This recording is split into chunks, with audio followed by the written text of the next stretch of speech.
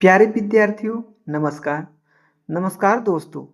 देखो दोस्त, आज हम लेके आए हैं आज आप सभी के लिए हिंदी वर्णमाला के 25 महत्वपूर्ण प्रश्न। दोस्तों, आप सब जानते होंगे शायद हमारा ये चैनल अभी हाल ही में यानी लेटेस्ट बना है। इसका नाम है हिंदी स्पेशल। क्या है? हिंदी स्पेशल। दोस्तों, अगर आप नए हों तो हमारे चैनल को सब्सक्राइब कर लीजिए ताकि जो महत्वपूर्ण प्रश्न हैं यहाँ से आप सभी को समय समय पे मिलता रहे। इस चैनल से आपको ज्वाइन करने से फ़ायदा ये होगा कि दोस्तों डेली यहाँ पे आप सभी को क्विजेज मिलेंगे। तो चलिए दोस्तों, हम सब समय नहीं लेते हुए अपने प्रश्न की तरफ आगे बढ़ते हैं। आज दोस्तों हमारा पहला प्रश्न है, भाषा की भाषा की सबसे छोटी इकाई क्या है? आप सबको बताना है, क्या वो शब्द है या फिर व्यंजन है या स्वर है या वर्ण है। तो हम जानते हैं भाषा की सबसे छोटी इकाई क्या है? वर्ण है। तो दोस्तों, अगर आप सबको उत्तर आता हो तो आप क्या करिए, इसका कमेंट करिए, कमेंट में दिखाइए हाँ सर हमें उत्तर आ रहा है, इसका उत्तर ये। आप सर यदि कमेंट करते हैं तो ऐसा करिए कि प्रश्न संख्या 2 का बी सी ऐसे करके, तो फिर हम समझ पाएंगे और हम कमेंट का आप सभी का जवाब जरूर देंगे। तो चलिए दोस्तों, हमारा दूसरा प्रश्न सामने रहा आपके, वर्णमाला किसे कहते हैं? वर्णमाला किसे कहते हैं? आप सबको बताना है, क्या हम वर्णमाला शब्द समूह को कहेंगे या फिर वर्णों के संकलन को कहेंगे या शब्दों की गणना को कहेंगे? किसको? शब्दों की गणना को या वर्णों की व्यवस्थित समूह को? तो दोस्तों, आप सब शायद जानते होंगे हम वर्णमाला किसे कहते हैं। वर्णों की व्यवस्थित समूह को हम सब क्या कहते हैं? वर्णमाला कहते हैं। तो दोस्तों, अगला क्वेश्चन आप सभी के सामने है कि क ख ग घ ध्वनियाँ क्या कहलाती हैं? क्या ये कंठ कहलाती हैं, तालव्य कहलाती हैं, दंत कहलाती हैं या मूर्धन्य कहलाती हैं? आप सबको बताना है। तो दोस्तों, हम सब जानते हैं कि जो ये क ख ग घ ध्वनियाँ होती हैं ये कंठ कहलाती हैं। कंठ में क्या क्या आता है? ये क से शुरू होता है, क ख ग घ अंग तक जाता है। तालम में क्या आता है? च छ ज झ आता है, ठीक है, ऐसे वो जाता है इ तक। मूर्धन्य में क्या आता है? ट ठ ड ढ आता है, ये जाता है अड़ तक। और दंत में आता है त थ द ध न। शायद आप सब समझ चुके होंगे। तो दोस्तों, चलिए हम सब अगले क्वेश्चन तरफ बढ़ते हैं। अगला क्वेश्चन 4 संख्या आपके सामने रहा, छ वर्ण किसके योग से बना है? क्या ये क और श से मिलके बना है? क्या ये क और च से मिलके बना है? क्या ये क और छ से मिलके बना है? क्या ये क और स से मिलके बना है? तो दोस्तों, हम सब जानते हैं इसका निर्माण क और श से होता है। ध्यान आपको ये देना है, इसमें पेड़ फाड़ से रहना चाहिए भाई। पेड़ फाड़ से जो हम सब बचपन से पढ़ते आए हैं। दोस्तों, आप सब कमेंट लगातार करते रहिए, हमें बताते रहिए हाँ आप सब कितने क्वेश्चन कर रहे पा रहे हैं। प्रश्न संख्या 5 आप सभी के सामने रहा। हिंदी में हिंदी में दोस्तों हिंदी में मूलतः स्वरों की संख्या कितनी है? क्या 10 है या फिर 11 है या फिर 13 है या फिर 12 है? आप सभी को बताना है, कमेंट करिए। हम सब जानते हैं हिंदी में जो हमारे मूल स्वर होते हैं उनकी संख्या 11 होती है। कितनी होती है? 11 होती है। और हम जानते हैं डॉक्टर भोलानाथ तिवारी के अनुसार डॉक्टर भोलानाथ तिवारी के अनुसार हिंदी में स्वरों की संख्या कितनी है? 10 है। इन्होंने किसे स्वर नहीं माना है? इन्होंने री को स्वर नहीं माना है, बाकी सभी को क्या माने हैं? स्वर माने हैं। और हम जानते हैं परंपरागत रूप से परंपरागत परंपरागत रूप से स्वरों की संख्या कितनी होती है? 13 होती है। ये सब भी आप ध्यान में रखिए भाई, यहाँ से भी क्वेश्चन बन सकते हैं। हम थोड़ा एक्स्ट्रा कराते चल रहे हैं ताकि आपका कोई भी प्रश्न छूटने ना पाए। तो चलिए दोस्तों, हम सब अगला प्रश्न है हमारा प्रश्न संख्या 6, य र ल व किस वर्ग व्यंजन है? किस वर्ग के व्यंजन है? क्या ये तालव्य है, क्या ये ऊष्म है या फिर अंतहस्थ है या फिर ओष्ठ है? हम सब जानते हैं जो हमारे य र ल व व्यंजन होते हैं ये सभी व्यंजन ऊष्म व्यंजन न होके सीधा सीधा अंतहस्थ व्यंजन होते हैं। ऊष्म व्यंजन में क्या क्या आते हैं दोस्त? स, ख, स और ह। ये सब भी आपको ध्यान में रखना है। और ओष्ठ में क्या आता है और तालब में क्या आता है, आप सब कमेंट करिए। तो दोस्तों हमारा ये अगला प्रश्न रहा आप सभी के सामने, प्रश्न संख्या 7। प्रश्न संख्या 7 में क्या प्रश्न पूछ रहा है आप सबसे? स ख सह कौन व्यंजन कहलाते हैं? अभी यही यही हम कराएं भाई। स ख सह कौन व्यंजन कहलाते हैं? क्या ये प्रकंपी व्यंजन है, या स्पर्शी व्यंजन है, या उष्म संघर्षी व्यंजन है, या स्पर्श संघर्षी व्यंजन है? तो हम सब जानते हैं कि जो हमारा स ख स है ये है उष्म संघर्षी व्यंजन। तो चलिए हम सब ऑप्शन सी को लॉक करके आगे बढ़ते हैं। अगला प्रश्न है आप सभी के सामने, प्रश्न संख्या 8। ट ठ ड ढ ध्वनियां किस वर्ग की? क्या ये मूर्धन्य है, या तालव्य है, या ओष्ठ है, या फिर दंत है? आप सभी को बताना है दोस्तों कि ट ठ ड ढ ध्वनियां किस वर्ग की हैं। हम सब जानते हैं ये सब क्या है? मूर्धन्य। मूर्धन्य में अभी बताएं, ट आएगा, ठ आएगा। तालव में क्या आता है भाई? पहले कंठ आता है, क ख, फिर तालव्य च छ, फिर दंत, फिर ओष्ठ, ऐसे आता रहता है। फिर आगे आप सब समझ रहे होंगे हम क्या बताना चाहते हैं। रिवाइज करते रहिए भाई, ध्यानपूर्वक वीडियो को देखिए, तभी आपको उसका फायदा मिल पाएगा। चलिए हम सब, अगला प्रश्न है हमारे सामने, अल्पप्राण वर्ग, अल्प प्राण वर्ग कौन से हैं? क्या अ और आ अल्प प्राण है, क्या क और ग अल्प प्राण है, या फिर थ और ध अल्प प्राण है, या फ और भ अल्प प्राण है? तो हम सब जानते हैं अल्प प्राण जो होते हैं हमारे, वो क्या होते हैं? पहला अक्षर और तीसरा अक्षर और पांचवा अक्षर, इन्हीं को हम सब अल्प प्राण कहते हैं। यानी जैसे क से लेकर वहां तक है 5 वर्ण होते हैं, कंठ तालव्य मूर्धन दंत ओष्ठ। तो उसमें से पहला, तीसरा और पांचवा सब क्या होते हैं? अल्प प्राण होते हैं। यानी हम ऑप्शन बी के साथ चले जाएंगे, क और ग हमारा क्या हो गया? अल्प प्राण हो गया। अब चलिए हम सब क्वेश्चन नंबर आगे बढ़ते हैं, और अगला प्रश्न है हमारा, प्रश्न संख्या 10। ज्ञ वर्ण किन वर्णों के सहयोग से बना है? किन वर्णों के सहयोग से बना है? क्या ज और ञ सहयोग से बना है, या फिर ज और ञ सहयोग से बना है, या ज और ध सहयोग से बना है, या ज और न सहयोग से बना है? आप सभी को बताना है। तो दोस्तों हम सब जानते हैं ज और ञ से मिलकर के हमारा क्या बना है? ज्ञ बना है। इसमें ध्यान हमें ये रखना है कि जो ज है हमारा, उसके नीचे हलंत होना चाहिए। बस यही छोटी सी मिस्टेक से हमें बचना चाहिए। फिर अगला प्रश्न है प्रश्न संख्या 11।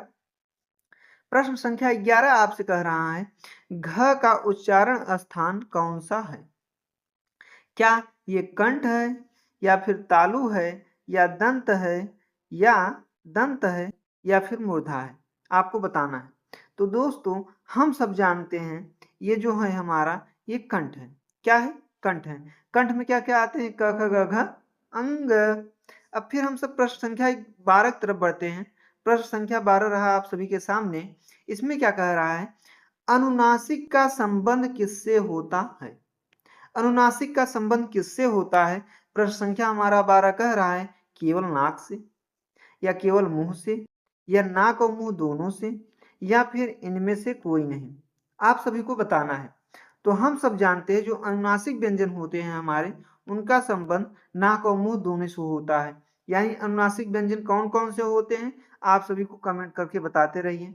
बताइए भैया, आप सब ऐसे बैठे ना रहिए खाली। चलिए अगला प्रश्न संख्या है आप सभी के सामने, ए और अ वर्ण क्या कहलाते हैं? ए अ वर्ण क्या कहलाते हैं? क्या ये नासिक्य हैं, या मूर्धन्य हैं, या ओष्ठ हैं, या फिर कंठ तालव्य हैं? ए और अ बताना है भैया आपको। हम सब जानते हैं ए और अ को हम सब क्या कहते हैं? कंठ तालव्य कहते हैं। अगर वहीं हम सब बात करें ओ और औ की, किसकी? ओ और औ की, ये सब क्या हो जाएंगे भाई? ये सब एक कंठ तालव्य है ए आई, तो एक क्या हो जाएगा? कंठोष्ठ हो जाएगा। ठीक है। और नासिक की व्यंजन क्या होता है? नासिक की व्यंजन आप सब शायद जानते होंगे, अंग, इय, अड़, न और म। ये हमारे क्या है? नासिक की व्यंजन है। इन्हें हम पंचमाक्षर भी कहते हैं। आप सब शायद मूर्धन्य जानते होंगे। अब हम सब आगे प्रश्न संख्या 14 की तरफ बढ़ते हैं। प्रश्न संख्या 14 हमारे रहे सामने, आयोग वह वर्ड कौन से हैं? क्या हम अ और आ को आयोगवाह कहेंगे, या फिर ई और ई को आयोगवाह कहेंगे, या फिर उ और ऊ को आयोगवाह कहेंगे, या फिर अंग और अह को आयोगवाह कहेंगे? दोस्तों, हम सब जानते हैं हम अंग और अह को क्या कहेंगे? आयोगवाह कहेंगे। आप सब कमेंट बताइए, अंग और अह को आयोगवाह किसने कहा था? हम चलिए 2 सेकंड का समय देते हैं। 1, 2, 3, 4। भाई आप सब नहीं बता पाए। तो हम अंग और अह क्या कहे थे? आयोगवाह कहे थे। किसको? अंग और अह को। तो आयोगवाह इसे कहा किसने था? तो आप सब शायद समझ लीजिए, इसे किशोरी दास बाजपेयी जी थे। कौन? किशोरी दास वाजपेयी।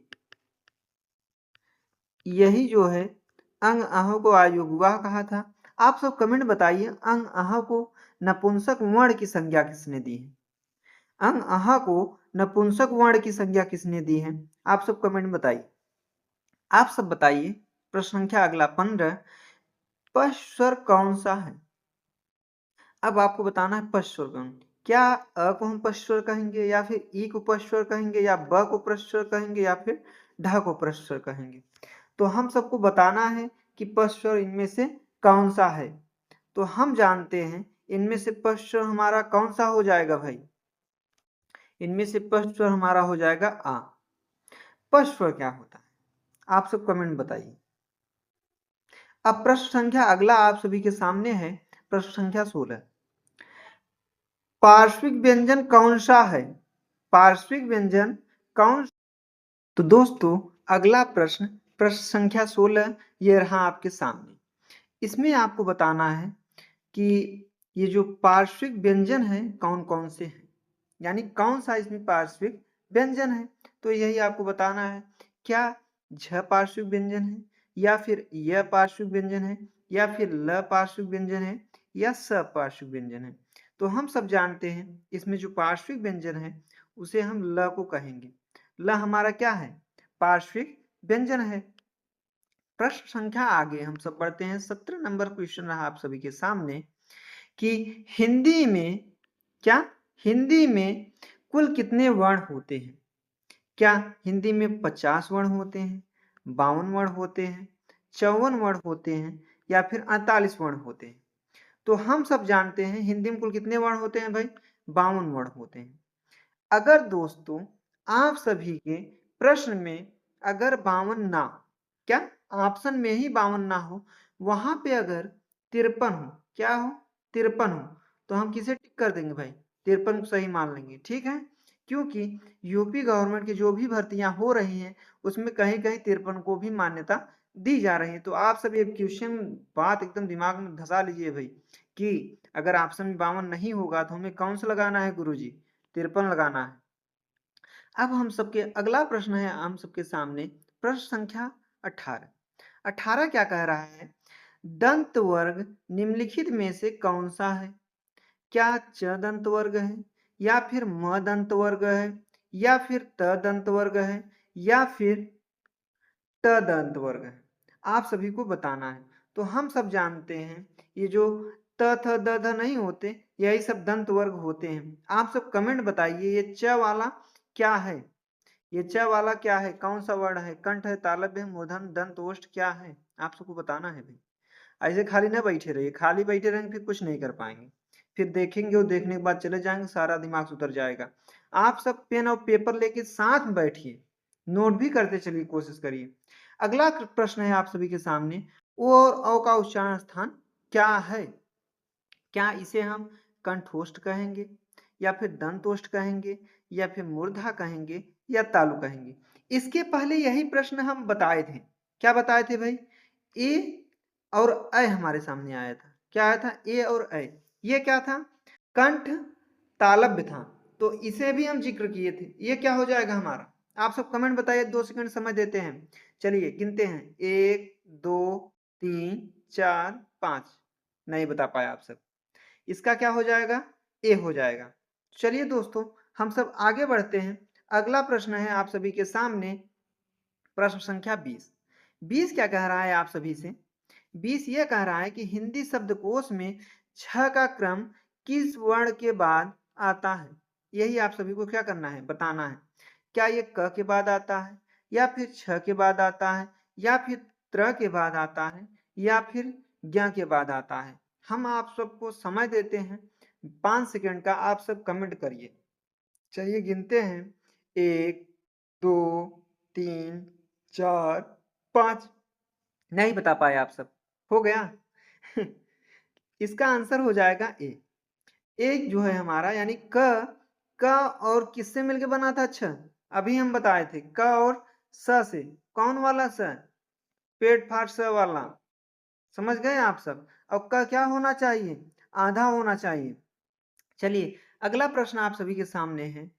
प्रयत्न के आधार पर ल किस प्रकार की ध्वनि है? प्रयत्न के आधार पर ल किस प्रकार की ध्वनि आप सभी को बताना है। प्यारे मित्रों बंधुओं कमेंट करते रहिए। आप सब कमेंट नहीं करेंगे भाई नहीं बता पाएंगे। क्या ये उत्क्षिप्त है, या फिर प्रकंपित है, या फिर संघर्षहीन है, या फिर पार्श्विक है? आप सबको बताना है। तो दोस्तों हम सब जानते हैं कैसा है, पार्श्विक है। यानी कि हम सब ऑप्शन सी के साथ जाएंगे। क्वेश्चन नंबर अगला आप सभी के सामने है, प्रश्न संख्या 22। प्रश्न संख्या 22 क्या कह रहा है आपसे कि यह और वह ध्वनियां क्या कहलाती हैं? क्या ये अर्ध स्वर है, या फिर पूर्ण स्वर है, या फिर संयुक्त स्वर है, या फिर संयुक्त स्वर है, या फिर अंतः स्वर है? आप सभी को बताना है यह और वह ध्वनियां क्या कहलाती हैं। तो हम सब जानते हैं यह और वह ध्वनियां जो हमारी ये सब अर्ध स्वर हैं। कौन से स्वर हैं? अर्ध स्वर हैं। हम सब क्वेश्चन नंबर आगे की तरफ बढ़ते हैं। अगला क्वेश्चन है हमारा प्रश्न संख्या 23। 23 क्या कह रहा है कि अघोष वर्ण निम्नलिखित में से कौन सा है? अघोष वर्ण निम्नलिखित में से कौन सा है? क्या अ है, या फिर ज है, या फिर ह है, या फिर श है? कौन सा है? तो आप सब कमेंट बताइए भाई। हम आप सभी को समय देते हैं 5 सेकेंड। 1, 2, 3, 4, 5। कौन कौन बता लिया भाई? कोई नहीं बता पाया। अघोष वर्ण इनमें से कौन सा है? ऑप्शन डी के साथ हम जाएंगे, स होगा। तो चलिए दोस्तों हम सब क्वेश्चन नंबर आगे बढ़ते हैं। अगला क्वेश्चन प्रश्न संख्या 23 के बाद क्या आता है भाई? 24। 24 आपके सामने है। 24 क्या कह रहा है? वर्णमाला में उच्छिप्त व्यंजन कौन सा है? वर्णमाला में उत्क्षिप्त व्यंजन कौन सा है? क्या हम य और व को उत्क्षिप्त व्यंजन कहेंगे, ड और ढ को उत्क्षिप्त व्यंजन कहेंगे, या फिर स और स को उत्क्षिप्त व्यंजन कहेंगे, या फिर च और छ को उत्क्षिप्त व्यंजन कहेंगे? तो हम सब जानते हैं जो वर्णमाला है, वर्णमाला में जो उत्क्षिप्त व्यंजन है उसमें हम ड और ढ को कहते हैं। उत्क्षिप्त व्यंजन का एक नाम और आप सब बताइए। उत्क्षिप्त व्यंजन को हम और क्या कहते हैं? बताइए भैया। आप सब नहीं बता पा रहे हैं, कोई बात नहीं, खैर सुन लीजिए। उच्छित व्यंजन को हम गौड़ व्यंजन, कौन सा व्यंजन? गौड़ व्यंजन, या फिर द्विगुण व्यंजन। कौन सा? द्विगुण व्यंजन। द्विगुण व्यंजन भी कहते हैं। चलिए हम सब प्रश्न संख्या आगे की तरफ बढ़ते हैं। अगला प्रश्न रहा आप सभी के सामने, च छ ज झ ध्वनियां क्या कहलाती हैं? आप सब ये प्रश्न हम आप सभी के लिए होमवर्क देते हैं। इसको आप सबको कमेंट करना ही करना है, ठीक है? क्या ये तालव्य कहलाएंगी, या फिर कंठ कहलाएंगी, या मूर्धन्य कहलाएंगी, या ओष्ठ कहलाएंगी? आप सब कमेंट में इसका उत्तर दीजिए। हमें आप सबके कमेंट का इंतजार रहेगा। दोस्तों ये 25 प्रश्न हम सब फाइनल किए। हमारे बताने का तरीका, समझाने का तरीका आप सभी को कैसा लगा? अगर आप सबको अच्छा लगता है तो हमारे चैनल को लाइक शेयर एंड सब्सक्राइब करिए मित्रों। और दोस्तों अपने दोस्तों के भी साथ शेयर करिए। तो दोस्तों आप सब बताइए कमेंट में कि आप 25 में से कितने प्रश्नों का उत्तर पहले से ही जानते थे और कितने प्रश्न कर पाए। अगर आप सब बताते हैं तो हमें बहुत ही अच्छा लगेगा, और ऐसे ही मजेदार वीडियो हम और आप सभी के सामने लाते रहेंगे। तब तक के लिए जय हिंद, वंदे मातरम। फिर मिलते हैं हम अगले